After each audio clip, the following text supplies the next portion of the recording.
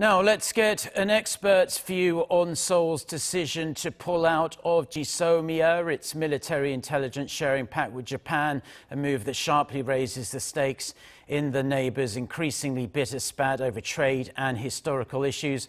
I'm glad to say we are joined on Skype by David Maxwell, Senior Fellow for the Foundation for Defense of Democracies, a Washington-based policy think tank. David, I've been doing this for more than 10 years now, and there's not much that surprises me these days, but I was genuinely shocked to hear this news yesterday. As a national security expert yourself, with decades of experience on Northeast Asia issues, what's your reaction to Seoul's move to withdraw, and do you agree with the reason given by Seoul that it wasn't in South Korea's national interest to maintain this agreement?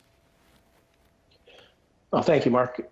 Disappointment is certainly the diplomatic answer in response, but I really think that this is a huge mistake by South Korea. The Moon administration really, frankly, is cutting off its nose to spite its face. And it's putting its trade spat, it's putting historical concerns above national security. The termination of this pact will weaken the ROK-US alliance. It will harm, of course, trilateral relations. And I think that it's important for South Korea to ask, where is the major threat to South Korea?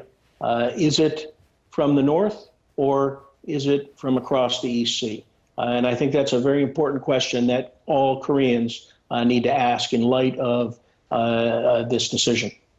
Okay, we'll get to the North Korea angle in just a moment, but what kind of diplomatic blowback do you think is coming South Korea's way because of this, particularly from Washington and Tokyo?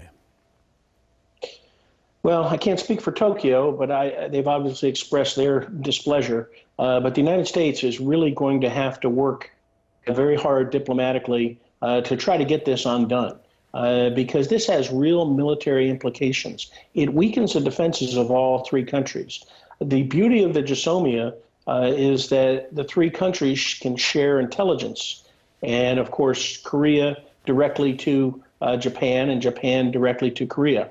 All three countries have different capabilities. Many are similar and overlapping, but they each have different capabilities that fill the gaps and provide the intelligence services and the military with information that is critical to defense of the alliance, and particularly, most importantly, defense of the Republic of Korea.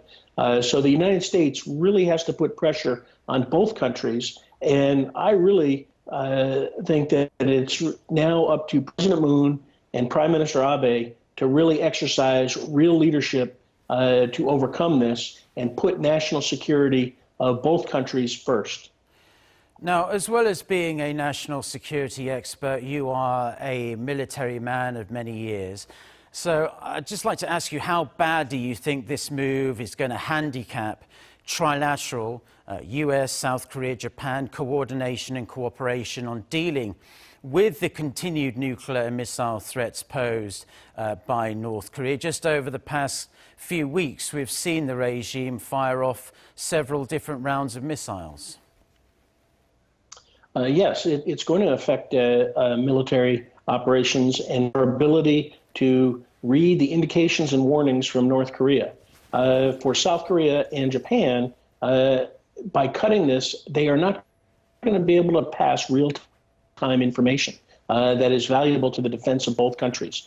If they go to using the United States as a middleman, that slows down information flow, and that takes time away from military decision makers and military planners and commanders to recommend military action to the political leaders in South Korea. And so this slows down the process, and that puts South Korea in a vulnerable position. It's critical that information be passed quickly and so that it can be used effectively to ensure the defense. The other thing that is an issue is if both Japan and South Korea put caveats on their information and will share it with the United States, but say that it cannot be shared with a third party. And I worry about that as well. And so that will really weaken both of the U.S. bilateral relationships with Korea and Japan. And up until 12 hours ago, when this announcement was made by South Korea's presidential office, the Trump administration really maintained a kind of hands-off approach to this problem between its two closest allies in this region. Do you think that Washington really has to step up to the plate now, especially to stop China capitalizing on what has become an enormous wedge that has opened up between Seoul and Tokyo? Yes, I think the United States does. But as you know, historically, the United States has really kept that hands-off approach between disputes between Korea and Japan. I mean, let's look at Tokdo. And what does the United States call those islands? Liancourt Rocks. And we try to not upset either side. It is really time, from a national security perspective, that the United States pressures both Korea and Japan to resolve these disputes for the good of all three countries. And if they don't, it's going to drive a further wedge between Korea and Japan, but it also is going to harm the ROK-US alliance. When you combine this with the burden-sharing talks that will take place and the U.S. demands for more funding from the ROK government, this kind of action sends a message to those in the United States who don't value the alliance that if South Korea is not willing to put its national security first, should the United States make a big contribution? I really worry about that in terms of the alliance, because there is no successful outcome on the Korean Peninsula versus North Korea for either South Korea or the United States without that ironclad, rock-solid, ROK-US alliance. And so we've really got to work hard to sustain the alliance, but actions like this can seriously damage the relationship.